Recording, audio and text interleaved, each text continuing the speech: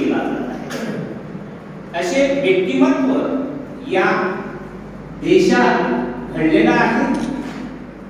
आज भारत चंद्रावर पोहोचलेला आहे। आज भारताने प्रगती केलेली आहे। भारत आज विश्वगुरु आहे, कारण या भारताला जी परंपरा लाभलेली आहे अशा महान व्यक्तिमत्वाने या देशाला जी घटना दिली, त्या घटनेच्या जोरावर प्रत्येक सर्वसामान्य नागरिकाने आपला विकास केला आणि तो व्यक्ती घडलेला आहे आणि त्याने आपल्या देशाच्या विकासामध्ये खरीचा वाटा उचललेला मला तरी दिसतो। मित्र, या भारताच्या काळामध्ये भारतामध्ये अतिशय विषमता होती, मात्र भारताला स्वातंत्र्य मिळालं। स्वातंत्र्य मिळाल्या अगोदर या देशाला वेगळी दिशा दिली गेली पाहिजे, या देशाची विषमता नष्ट झाली पाहिजे, समाज एकनिष्ठ झाला पाहिजे, सर्वधर्म समभाव या देशामध्ये निर्माण झाला पाहिजे, हा उद्देश बाबासाहेबांचा। त्यानुसार ब्रिटिशांनी भारताला स्वातंत्र्य देण्याचं ठरवलं, परंतु देशाची स्वतंत्र अशी राज्यघटना असली पाहिजे हा विचार करता मग राज्यघटना लेखी काम कोण करणार आहे, सर्वसमावेशक अभ्यास कोणत्या व्यक्तिमत्वाचा आहे हे अभ्यास केलेलं। कारण बाबासाहेबांनी असंख्य डिग्र्या घेतल्या होत्या, पदव्या घेतल्या होत्या।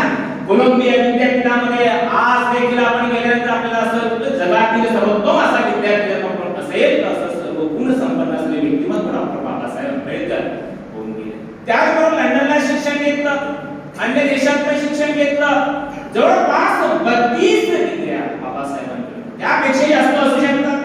त्याचबरोबर बाबासाहेबांना 9 भाषांचं ज्ञान होतं, असा ज्ञानी व्यक्ती। या व्यक्तीला जर आपण राज्यघटना लेखी काम दिलं गेलं आणि या राज्यघटनेची महत्त्वाची जी समिती होती ती म्हणजे मसुदा समिती, आणि या मसुदा समितीचं अध्यक्षपद दिलं गेलं।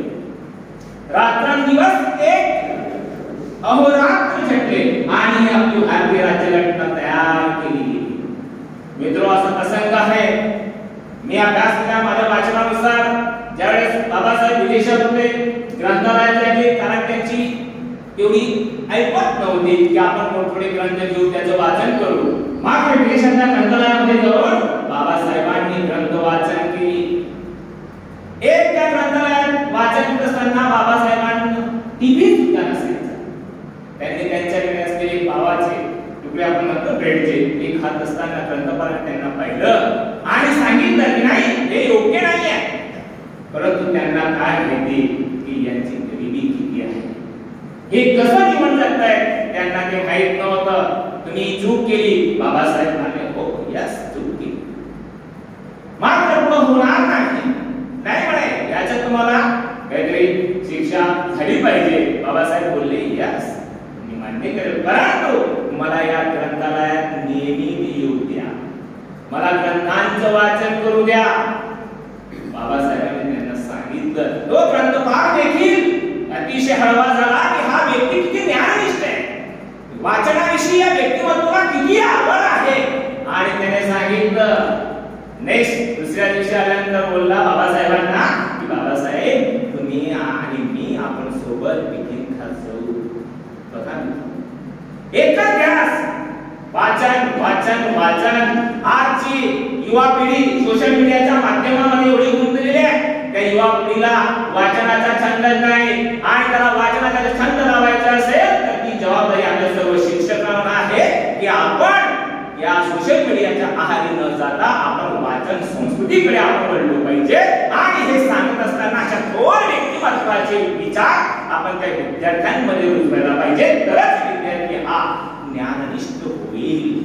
कारण आजचे आपण बघतो युवा वर्ग राजकीय याच्याकडे जास्त वळतात, परंतु मी असा संदेश देऊ असतो की त्याने ज्ञानार्जनाकडे जास्त लक्ष केलं पाहिजे, ज्ञानी व्हा, अधिकारी व्हा, असं त्यांना आपण उद्देश केला पाहिजे। ही शिकवण डॉक्टर बाबासाहेब आंबेडकरांनी आपल्याला दिली। मित्रो, मसुदा समितीत घटना तयार केली 26 नोव्हेंबर 1949 ला बाबासाहेबांच्या हस्ते डॉक्टर राजेंद्र प्रसाद, पंडित जवाहरलाल नेहरू, सरदार वल्लभभाई पटेल आपण ही चित्रफित पाहतो, घटना स्वीकारली गेली आणि 26 जानेवारी 1950 पासून भारतीय राज्यघटना या देशामध्ये अंमलात आली आणि जनतेचं राज्य या देशामध्ये प्रस्थापित झालं. प्रत्येकाला हक्क मिळाले, स्वातंत्र्य, समता, बंधुत्व, न्याय, मूलभूत कर्तव्य, मार्गदर्शक तत्त्वे हे आपण कशी याची अनुभूती आपण घेतली पाहिजे, कसा अंमल आपण केला पाहिजे याचं ज्ञान सर्वसामान्य जनतेला देखील मिळालं. आणि त्यातून या जनतेने, या देशाने विकास केलाय. या जगातील सगळ्यात मोठी अशी लोकशाही, जगातील सगळ्यात मोठी अशी राज्यघटना ही भारताची आहे. जगाला याचा आदर्श आहे की राज्यघटना कशी असली पाहिजे, तर भारतासारखी राज्यघटना असली पाहिजे की या राज्यघटनेमध्ये इत्थंभूत देशातील प्रत्येक घटकाचा विचार करून राज्यघटना बाबासाहेबांनी लिहिलेली आहे. म्हणूनच बाबासाहेबांना भारतीय राज्यघटनेचे शिल्पकार असं म्हणतात. मित्र, जरासा विचार केला गेला आणि 1990 मध्ये डॉक्टर बाबासाहेब आंबेडकरांना भारतरत्न, भारतातील सर्वोच्च असा पुरस्कार प्रदान केला गेला. कारण प्रत्येक व्यक्तीचं कार्य होतं, बाबासाहेबांचं कार्यच कसं होतं. जगाने त्याची दखल घेतली आहे, भारतात आहे, परंतु जग देखील बाबासाहेबांच्या विचारांची अंमलबजावणी करते आणि आपल्या देशाचा विकास करते. मित्र, महामानवाशी बोलण्यासारखं फार आहे, फार लेखी काम त्यांनी केले.